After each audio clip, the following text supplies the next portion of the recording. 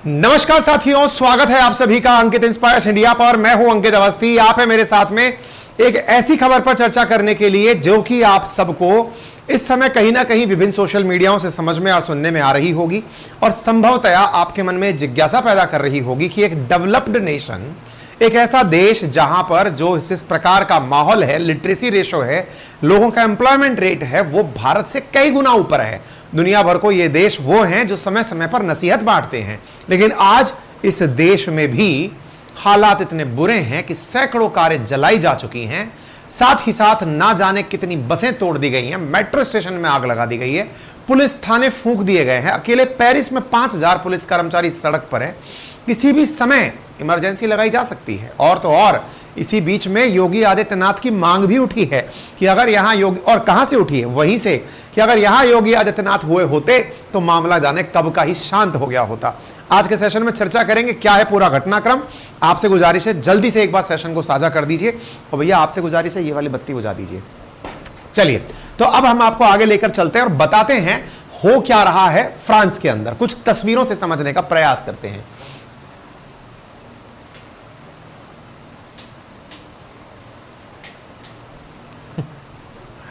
ये तस्वीरें हैं, ट्राई करो बेटा, करो, वेरी गुड।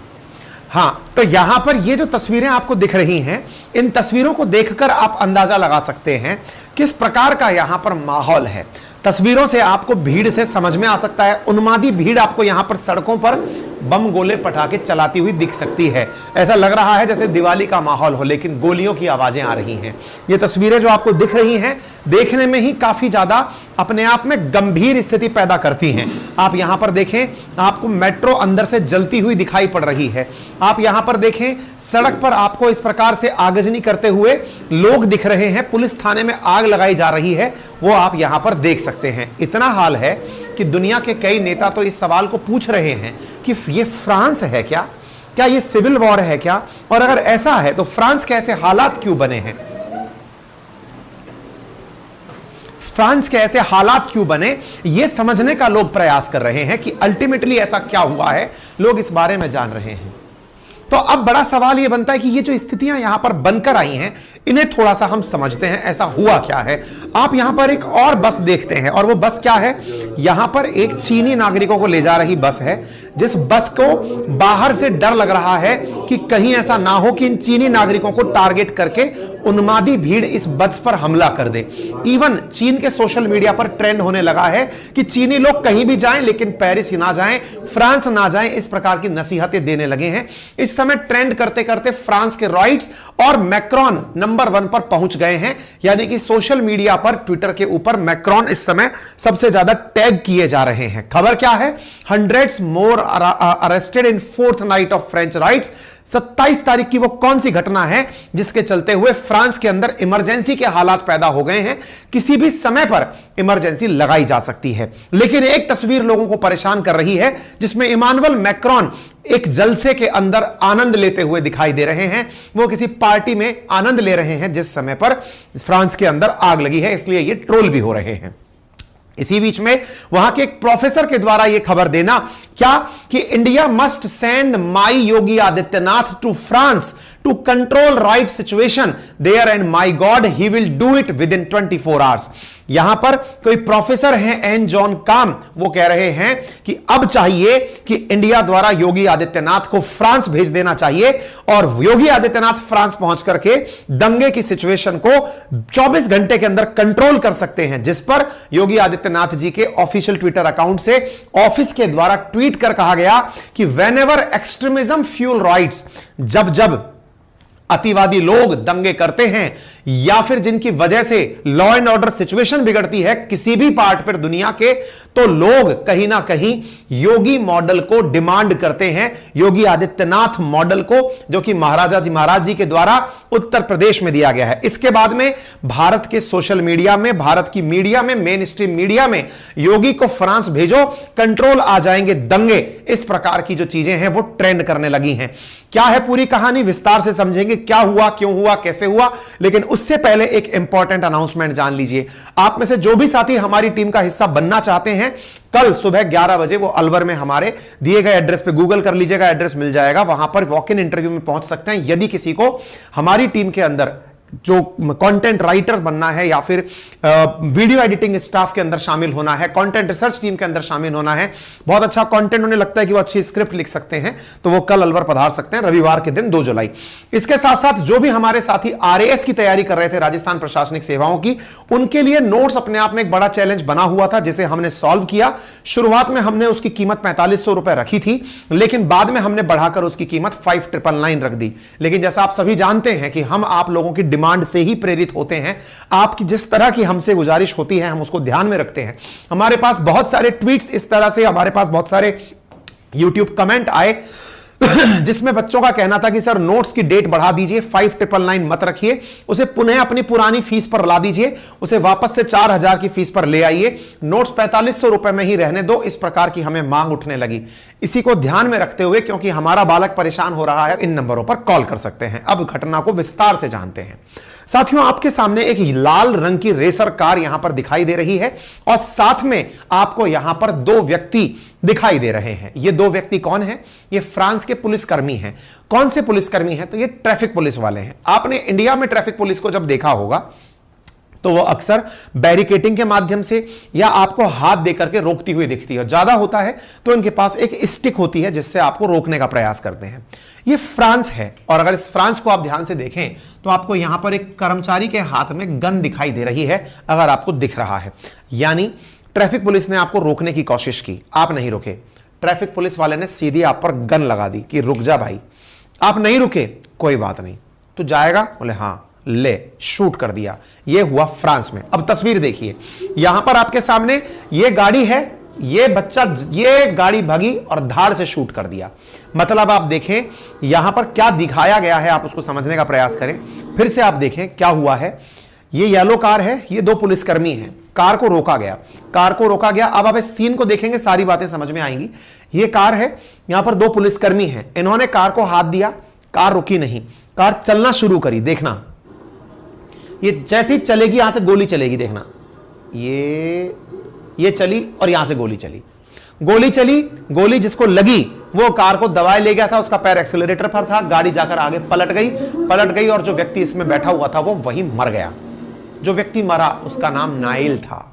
जो व्यक्ति मरा वो नाइल था। यह घटना मंगलवार यानी 27 जून की है।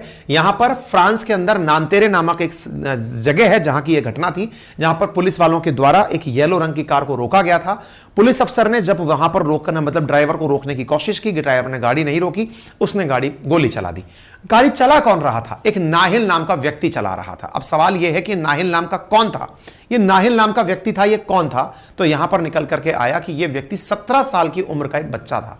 17 साल का बच्चा था, लेकिन इसको शिकार क्यों बनाया गया, इस बारे में न्यूज निकल कर आना शुरू हुई कि यह व्यक्ति असल में नस्लीय रूप से एक अफ्रीकी बच्चा था।